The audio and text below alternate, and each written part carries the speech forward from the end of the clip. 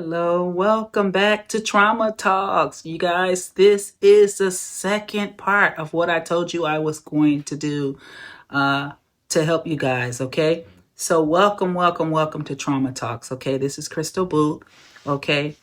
And today I really want to get into the next part from episode 1 when we talked about how trauma and chronic stress keep us stuck in the survival mode and why your fight, flight, freeze, and fawn responses aren't failures. They're your brain protecting you, you guys, from whatever they deem as dangerous.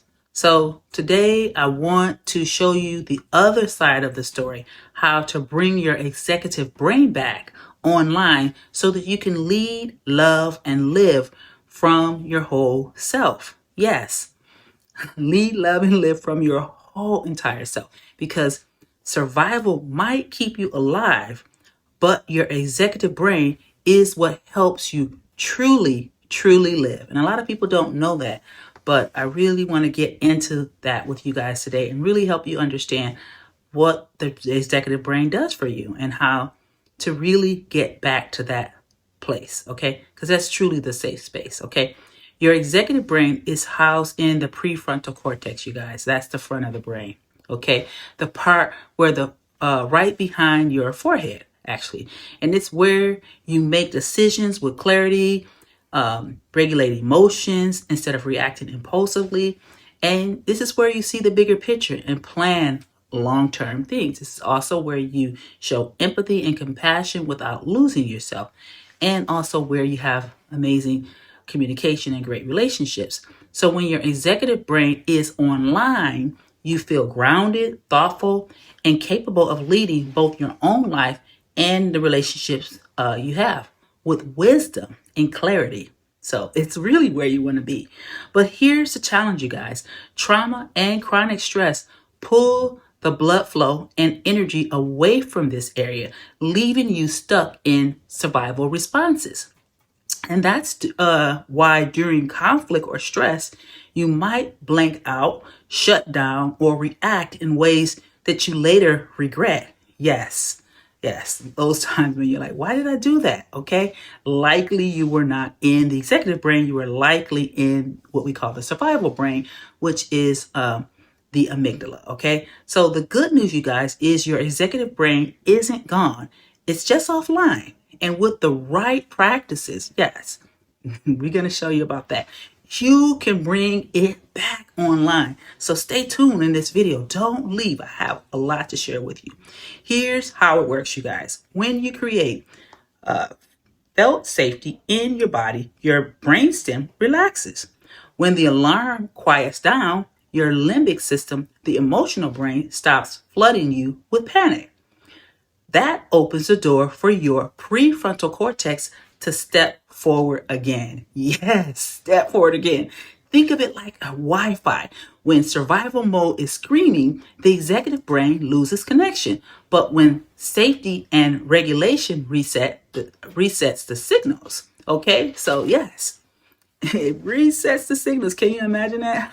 How God made our body is so amazing. Okay, so anyway, let's get a little bit further into this, you guys. Let's get to the practical. Here are the 3 ways to bring your executive brain back online. Okay, I promised you I would show you that, and that's exactly what I do. Okay, so you pause and breathe. Okay, when you slow your breath, especially with a longer exhale, you activate your parasympathetic nervous system. Yes, this signals safety to the brain. Try it. Exhale for 4. Okay, inhale for 4, exhale for 6, and repeat this 5 times. Okay, inhale for 4, exhale for 6. Name it to tame it. When you label your feelings, I feel anxious, I feel overwhelmed, you engage the prefrontal cortex, right? Language helps shift energy from raw emotion to conscious awareness, grounding through self-empathy. is so valuable, you guys, okay? It's so, so, so valuable, okay? So place a hand on your heart or stomach and say, I am here for you. I am ready to listen. Take all the time you need to heal. This practice calms the limbic system and invites your executive brain to step back in. Yes, to step back in. So it's like really giving you your power back. Imagine that. You have power to be able to shift back out of that fear center and back into the executive brain. And that's what we just did, okay? So you can write that down and you can do that as many times as you want. When your executive brain is online, like what we did, you're no longer reacting from fear. You're responding from wisdom. Yes, that means in leadership, you set boundaries, make clear decisions without burnout. In relationships, you stop people pleasing and start showing up with authentic love. Yes. In life, you move from survival mode into creativity, purpose, and peace. Yes.